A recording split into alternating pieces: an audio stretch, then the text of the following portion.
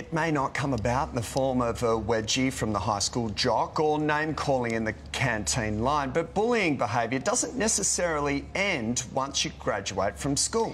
Whether it's in the office, in your circle of friends or even in your own home, we're constantly coming up against bullies. So how can you unfriend someone in your life without coming off second best?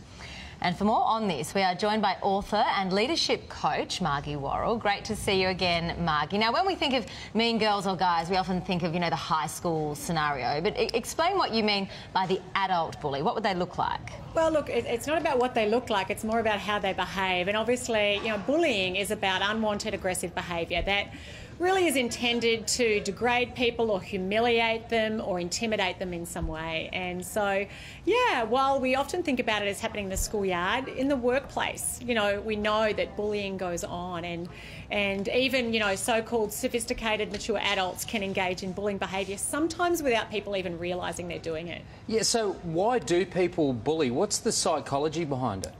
Look, there's several different reasons. One of them is insecurity. We have to put others down in order to build ourselves up.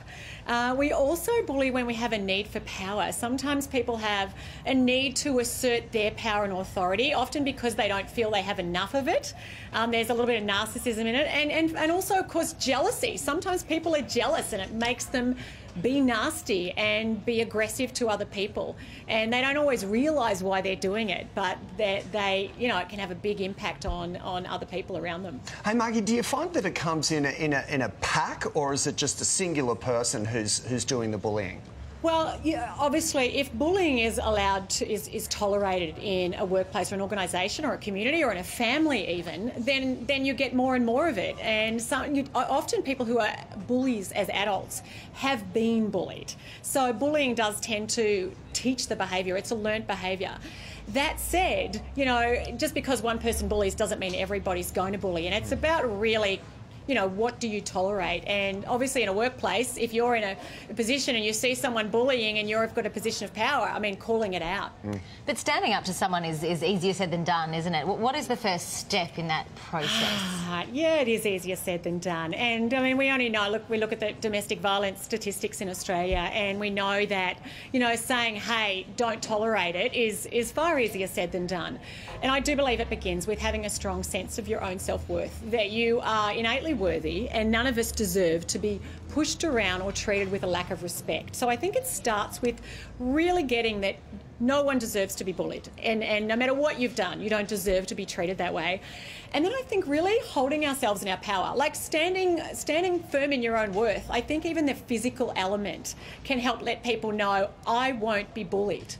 Because bullies tend to pick on people who they can easily bully.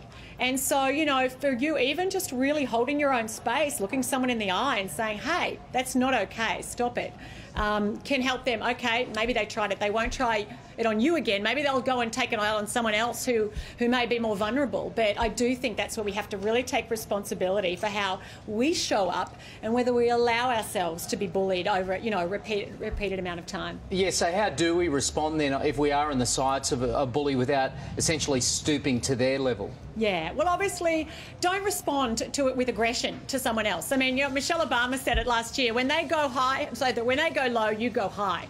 And so I think, responding with aggression, to aggression actually doesn't help.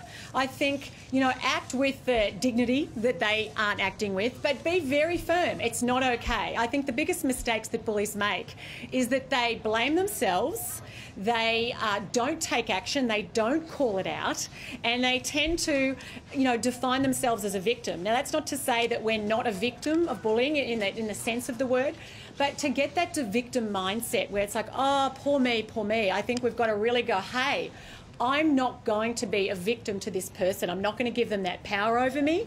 I'm going to stand up, and I'm not going to give this person that opportunity again and again to treat me this way. And I think when we let people know, we teach people around us how to treat us. You get what you tolerate. And when you say, hey, that behaviour is not okay, please don't speak to me like that again, people think twice before they will, put you down or make that derisive comment or, whatever it may be that they do that tries to intimidate people. Some good advice. Margie, thank you so much for your time this afternoon. My pleasure. And you can get more advice from Margie's latest book, Make Your Mark, a guidebook for the brave-hearted.